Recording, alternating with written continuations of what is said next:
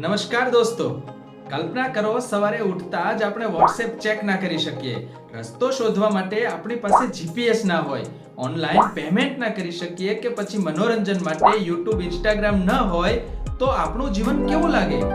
આ બધા જ કામ આપણે એક નાનકડા મોબાઈલ ફોનથી કરીએ છીએ. મતલબ કે મોબાઈલ ફોન વગર આજના જીવનની કલ્પના જ મુશ્કેલ છે. પણ શું તમને ખબર છે, આજના મોબાઈલ ફોન એટલે કે સ્માર્ટફોન સુધી પહોંચવા માટે ટેકનોલોજીએ એક લાંબી યાત્રા કરી છે. અને એટલે જ આ યાત્રામાં આજે આપણે ઊંડાણથી જાણીશું કે મોબાઈલ ફોનનો વિચાર ક્યાંથી અને કેવી રીતે આવ્યો, મોબાઈલ ફોનનો આવિષ્કાર કોણે અને ક્યારે કર્યો, ભારતમાં મોબાઈલ ફોનની શરૂઆત ક્યારે અને કેવી રીતે થઈ, પ્રથમ મોબાઈલ ફોનથી લઈ આજના સ્માર્ટફોન સુધીની સંપૂર્ણ કહાની, અને સાથે જ આજના સ્માર્ટફોનથી આપણા જીવનમાં જે પરિવર્તન આવ્યું છે તે પણ. તો આવો જાણીએ મોબાઈલ ફોનના વિકાસની આ રોમાંચક કહાની. મિત્રો, મોબાઈલ ફોનનો સૌપ્રથમ વિચાર આવ્યો હતો 1940-50 ના દાયકામાં. એ સમયે લોકો વાયરવાળા ટેલિફોનનો ઉપયોગ કરતા હતા, જે ઘરોમાં અને ઓફિસોમાં જ ફિક્સ રહેતા હતા. આ જ સમય દરમિયાન બીજું વિશ્વયુદ્ધ થયું, જેમાં સૈનિકોને વાતચીત માટે વોકી ટોકી આપવામાં આવ્યા, જે એક રેડિયો કોમ્યુનિકેશન માટેનું પોર્ટેબલ ડિવાઇસ હતું, જેની મદદથી સૈનિકો યુદ્ધ દરમિયાન વાયર વગર એકબીજા સાથે વાતચીત કરી શકતા હતા. આ જ વિચાર પછી ટેક કંપનીઓ અને વૈજ્ઞાનિકો સુધી ગયો કે જો સૈનિકો રેડિયો કોમ્યુનિકેશનથી એકબીજા સાથે વાતચીત કરી શકતા હોય તો પછી સામાન્ય લોકો માટે આવું ડિવાઇસ કેમ ન બનાવી શકાય? આથી જ વાયરલેસ કોમ્યુનિકેશન અને રેડિયો ટેકનોલોજી પરથી પ્રેરણા લઈ અમેરિકાની મોટોરોલા કંપનીના એક ઇજનેર માર્ટિન કૂપરે એક હિંમતભર્યો વિચાર કર્યો કે જો ફોનને વાયરથી મુક્ત કરી અને ખિસ્સામાં લઈ જઈ શકાય તો.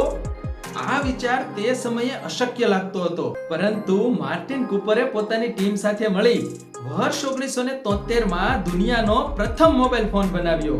દુનિયાના આ પ્રથમ મોબાઈલ ફોનનું નામ હતું મોટોરોલા ડાયનાટેક 8000X. આ પ્રથમ મોબાઈલ ફોન કઈ આજના સ્માર્ટફોન જેવો નહોતો. તે કદમાં લગભગ ઈંટ જેટલો મોટો અને તેનું વજન 1 કિલોગ્રામ જેટલું હતું. આ મોબાઈલ ફોનની બેટરી માત્ર 30 મિનિટ સુધી જ ચાલતી હતી અને તેનો ઉપયોગ માત્ર ફોન કરવા અને ફોન રિસીવ કરવા પૂરતો જ હતો. અત્યારે આપણને આ બધું રમૂજ જેવું લાગે, પણ વર્ષ 1973 માં લોકો માટે આ ટેકનોલોજી અદ્ભુત અને ચમત્કારથી ઓછી નહોતી. એમાં પણ રસપ્રદ વાત એ છે કે આ મોબાઈલ ફોન દ્વારા માર્ટિન કૂપરે પ્રથમ કોલ તેની પ્રતિસ્પર્ધી કંપની AT&T ના એક વૈજ્ઞાનિકને કર્યો હતો કે જુઓ, અમે કરી બતાવ્યું. આ સાંભળતા જ સામેના છેડે સન્નાટો છવાઈ ગયો હતો. ત્યારબાદ 10 વર્ષ પછી વર્ષ 1983 માં આ મોબાઈલ ફોન સૌપ્રથમ સામાન્ય લોકો માટે વેચાણ અર્થે મૂકવામાં આવ્યો, પરંતુ તેની કિંમત લગભગ $4000 એટલે કે આજના સમયમાં લાખો રૂપિયા જેટલી હતી, જેના કારણે ફક્ત અમીર લોકો અને ખાસ લોકો જ આ મોબાઈલ ફોનનો ઉપયોગ કરી શકતા હતા. તેમ છતાં આ મોબાઈલ એ વિકાસની પ્રથમ સીડી હતો. ધીરે ધીરે મોબાઈલ ફોનનો ઉપયોગ વિશ્વના અન્ય દેશોમાં પણ અમીર લોકો સુધી પહોંચ્યો, જેનાથી ભારત કેવી રીતે દૂર રહી શકે? અને આખરે એ ઐતિહાસિક દિવસ આવ્યો. તારીખ 31 જુલાઈ 1995 ના રોજ ભારતમાં કોલકાતાથી દિલ્હી પ્રથમ ઐતિહાસિક કોલ થયો. આ ઐતિહાસિક કોલ થયો તે સમયના પશ્ચિમ બંગાળના મુખ્યપ્રધાન જ્યોતિ બસુ અને કેન્દ્ર સરકારના ટેલિકોમ મંત્રી સુખરામ વચ્ચે. પણ દોસ્તો, તે સમયે 1 મિનિટ કોલ કરવાનો ચાર્જ હતો લગભગ 8 થી 16 રૂપિયા જેટલો, અને મોબાઈલની કિંમત પણ લાખોમાં. આથી શરૂઆતમાં મોબાઈલ ફોનનો ઉપયોગ ફક્ત બિઝનેસમેન, રાજકીય નેતાઓ અને ખૂબ જ અમીર લોકો કરતા હતા. સામાન્ય લોકો માટે મોબાઈલ હજુ પણ એક સપનું હતું. સમયની સાથે ટેકનોલોજી આગળ વધી. વર્ષ 2000 ની આસપાસ મોબાઈલ ફોનમાં સ્પર્ધા વધી, ભાવો ઘટવા લાગ્યા, જેથી સામાન્ય લોકો સુધી પણ મોબાઈલ ફોન પહોંચવા લાગ્યા. 21મી સદીની શરૂઆત થતાં જ મોબાઈલ ફોનમાં એક પછી એક અનેક નવી સુવિધાઓ આવવા લાગી, જેમાં સૌપ્રથમ SMS એટલે કે ટેક્સ્ટ મેસેજ, નાના કાળા સફેદ સ્ક્રીન અને પછી નાના રંગીન સ્ક્રીન વાળા મોબાઈલ ફોન આવ્યા. આગળ જતા તેમાં કેમેરો, FM રેડિયો અને ગેમ્સની સુવિધાઓ આવી. એમાં પણ નોકિયાના ફોનમાં આવતી સ્નેક ગેમ્સ આજે પણ તમને યાદ હશે. આ સમયે નોકિયા, બ્લેકબેરી, મોટોરોલા અને સેમસંગ કંપનીના ફોન ખૂબ જ લોકપ્રિય હતા. લોકો આ મોબાઈલ ફોનનો ઉપયોગ કરી અને SMS દ્વારા એકબીજાને શુભેચ્છાઓ પાઠવતા હતા. સમયનો પ્રવાહ આગળ વધ્યો અને વર્ષ 2007 માં એપલ કંપનીએ પોતાનો પહેલો આઈફોન લોન્ચ કર્યો. જે મોબાઈલ ઇતિહાસમાં ટર્નિંગ પોઈન્ટ સાબિત થયું.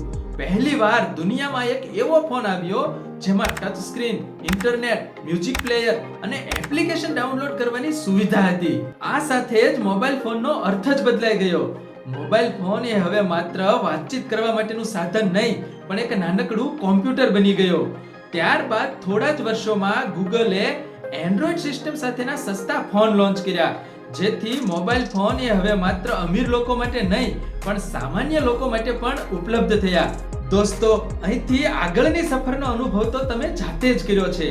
આજનો સ્માર્ટફોન એ તો એક જાદુઈ ડિવાઇસ બની ગયો છે, જે માત્ર એક ફોન નહીં, પણ એક નાનકડું કોમ્પ્યુટર છે.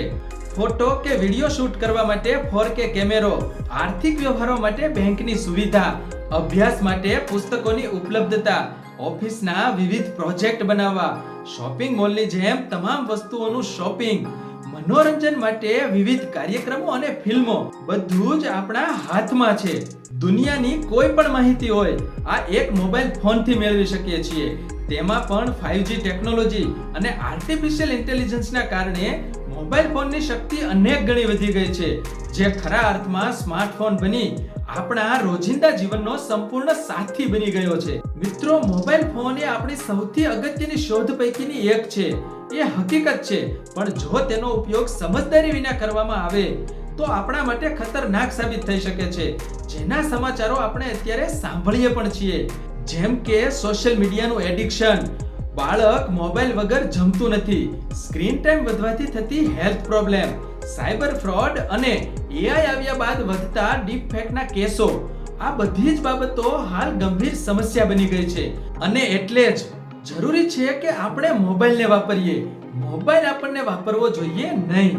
મિત્રો, આ હતી મોબાઈલની વિકાસ યાત્રા. તમારો પ્રથમ મોબાઈલ ફોન કયો હતો એ કોમેન્ટ કરીને જરૂરથી જણાવજો. અને જો વિડીયોની માહિતી ગમી હોય તો લાઈક, શેર કરી ચેનલને સબસ્ક્રાઇબ કરી લેજો. ફરી મળીશું નવી માહિતી સાથે નવા વિડીયોમાં. ધન્યવાદ.